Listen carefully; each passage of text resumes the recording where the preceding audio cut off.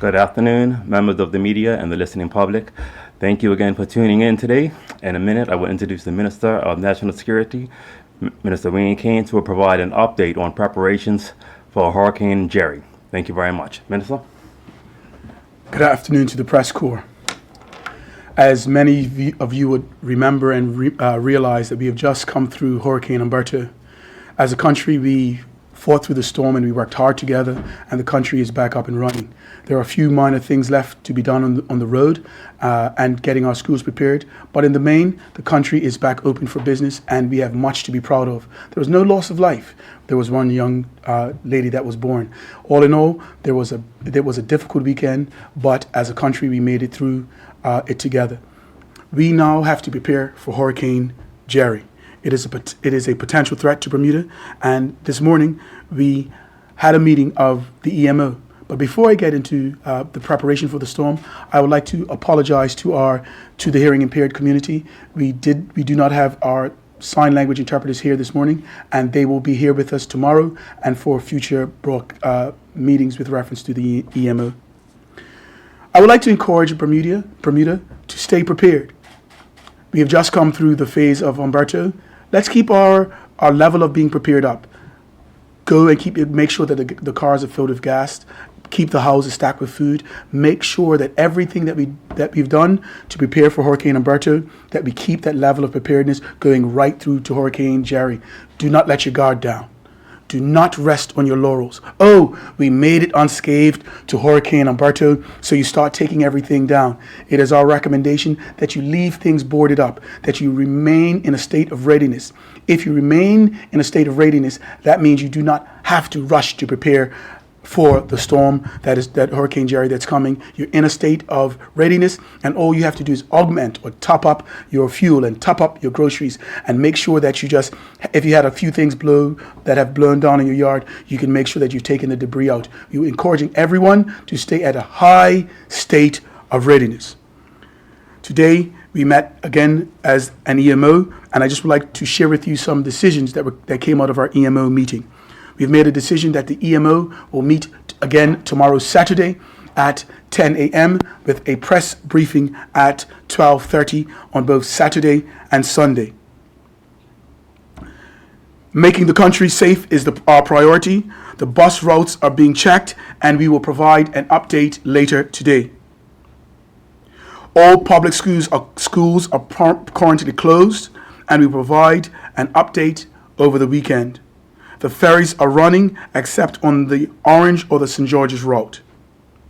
We will provide an update on buses, as I said earlier, later this afternoon. All government offices are open today. Outpatient services are available today at the King Edward Memorial Hospital. The public is asked to take all necessary precautions when restoring their property. The hotel has received a number of cases of persons receiving injuries while restoring their properties. We spoke with a doctor in the emergency room. She indicated that people were coming in with severed limbs. Well, a limb severed. Someone had back injuries. A finger was severed in an incident. A couple of people fell off of ladders.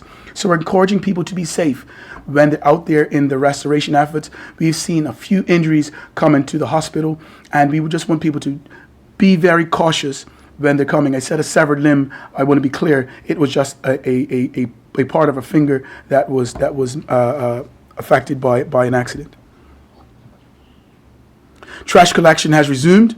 Thursday's garbage collection will be collected tomorrow, Saturday, September 21st, 2019.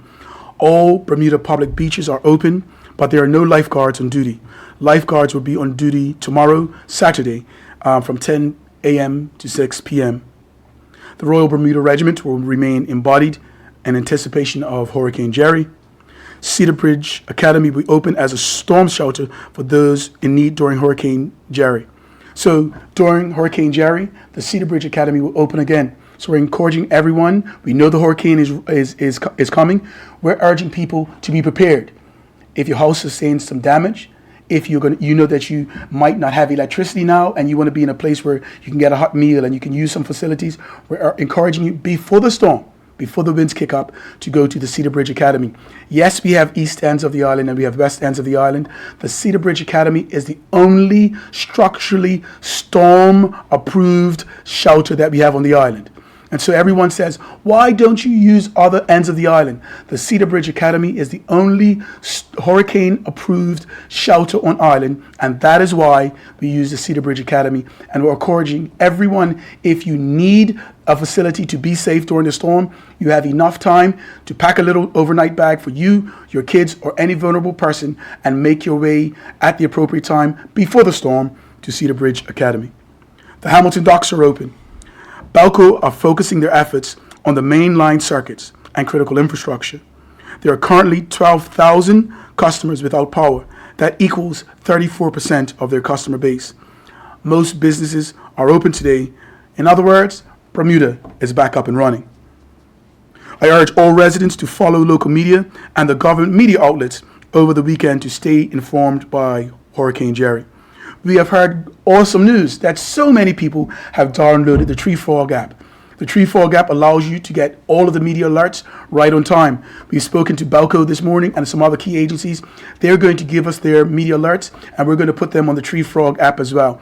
And so you might not have power. You might be listening to 100.1 FM, our emergency broadcast station, and we're going to encourage you to tune in again.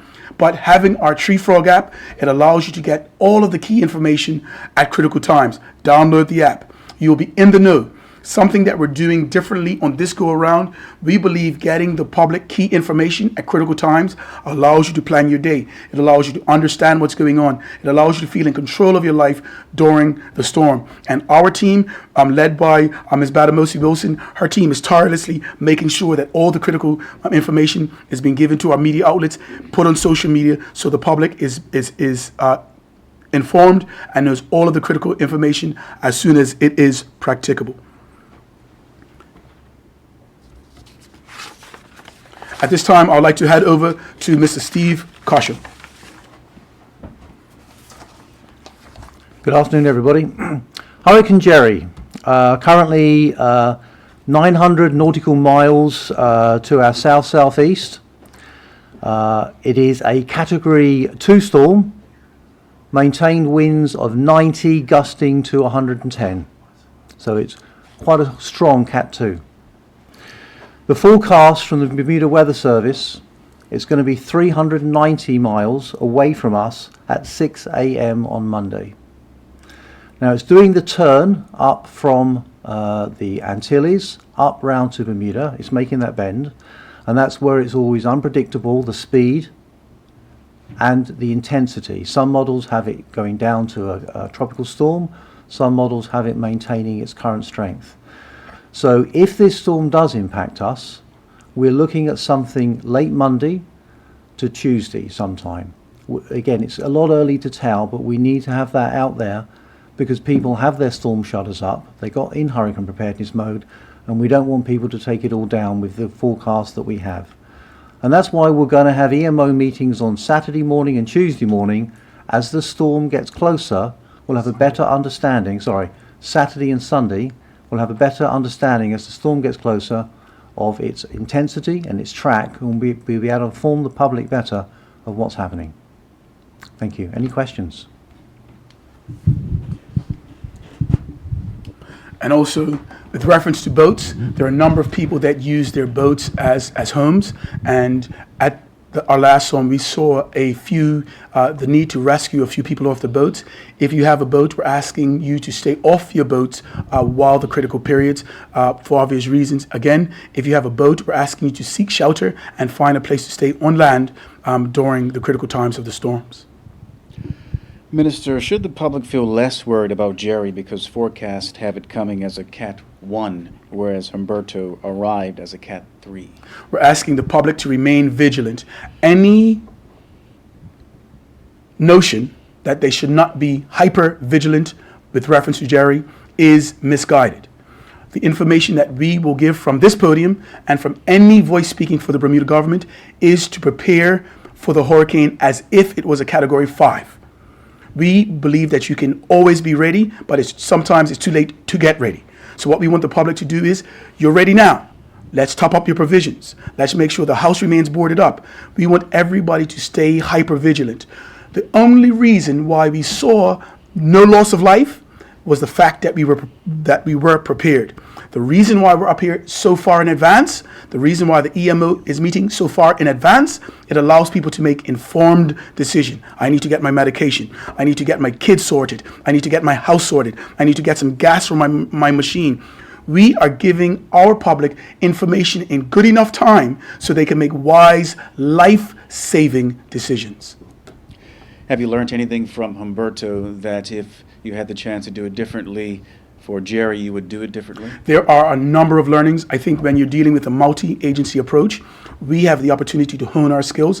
I think as a team, we worked exceedingly well during Hurricane Humberto, and we have some significant, not significant, but we have some learnings that we could integrate and work a little more closely with each other. And this morning we discussed those opportunities, and we believe that going forward, we could only get stronger through the upcoming hurricane. What do you make of reports of some residents taking to the waters on Wednesday despite advice to the contrary? We believe that that is a misfortunate set of circumstances. We believe that there will always be daredevils and hard-headed amongst us, but it's not a wise enterprise. We're going to encourage everyone to heed the instructions given by the Emergency Measures Organization, and when the call goes out to come off the water, when the call goes out to stay off the roads. So can I give you an example what's happening now? The roads are back open, but in certain sets of circumstances, they are still going out and they're making sure that the bus laybys are clear. There are some trees that still have to be felled on the side. People have to be patient. You're going to be sitting in traffic a little longer. You're going to have a little more patience, but you have to also exercise a little more wisdom. We are in a country where we're used to our modern conveniences. And so now we're having to live without air conditioning for a bit.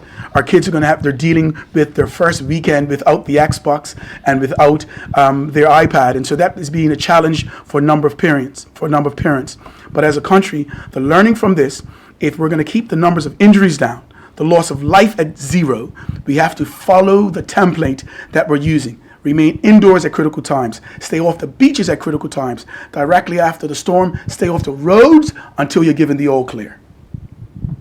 Thank you, Minister. Minister, hi. I know you can't Happy say belated this for birthday sure. to Thank you, 45 sir. years old. Is there a possibility that not all the public schools will be open on Monday, or are you confident that they'll be open? We are meeting, we met this morning. We will meet with the EMO on Saturday and then with the EMO again on Sunday.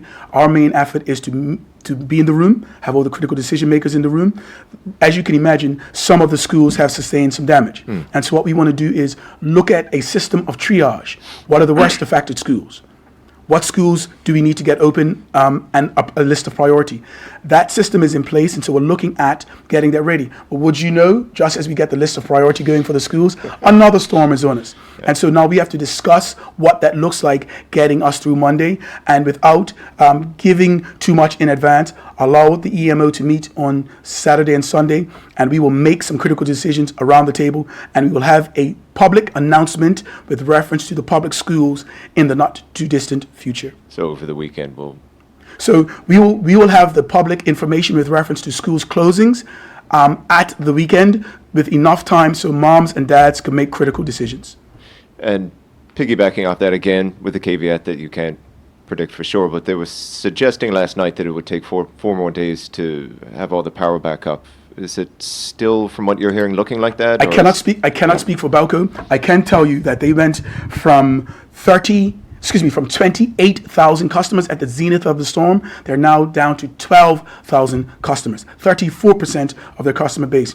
I think they're moving at an exceedingly fast clip. And if they keep with those numbers that they have, I think that they'll be able to work through those numbers quite fast. Our hats go off to Balco and all the emergency crews that are out in this time of year, in this time of these conditions. But to get from 28,000 people without power 24 hours later to be at 12,000, that is indeed yeoman service.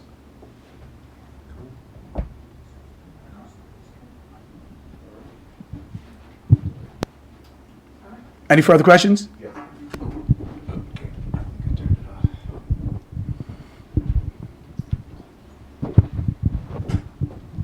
Ministers, we depend on imports for all our goods. Yes. Are there any concerns with the timetable of the container ships that we'll run into a situation where we might have shortage of goods? I do not think we have a shortage of goods. The docks are back open. I will talk with the stevedoring services. They have indicated that the docks are back open. There has been no indication from any of the grocery stores that we are indeed running low on supplies. I believe that the provisions that we have stocked our homes inadequate supply. As you know, the boats come in on a regular basis. There is no indication that the boats are not coming in. We will see the docks back open, and I think that we are okay. And the storm, it doesn't look like it's going to lash us, and we're cautious, but we believe that boats can indeed come and in the middle to the latter part of next week. All things considered, I think that we are okay, and we should be in good stead to have our docks reopened at the earliest opportunity.